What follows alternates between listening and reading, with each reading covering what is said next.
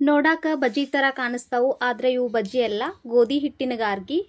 ಮೊದಲಿಗೆ 2 ಕಪ್ ಗೋಧಿ ಹಿಟ್ಟು ತಗೊಂಡೇನಿ. ನಂತರ ಒಂದು ಕಡಾಯಿಗೆ 1 ಕಪ್ ಬೆಲ್ಲ, ಅದೇ ಕಪ್ ಅಳತೆಯಲ್ಲಿ 2 ಕಪ್ ನೀರು. ಇದನ್ನು ಪಾಕ ಮಾಡುವ ಅವಶ್ಯಕತೆ ಇಲ್ಲ, ಬೆಲ್ಲ ಚೆನ್ನಾಗಿ ಕರಗಿದ್ರೆ ಸಾಕು.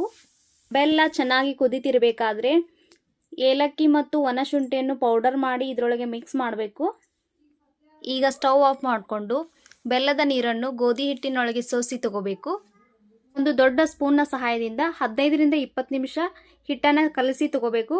ಹಿಟ್ಟನ್ನು ಚೆನ್ನಾಗಿ ಕಲಸೋದ್ರಲ್ಲೇ ಇದರ ಟೇಸ್ಟ್ ಇರುತ್ತೆ.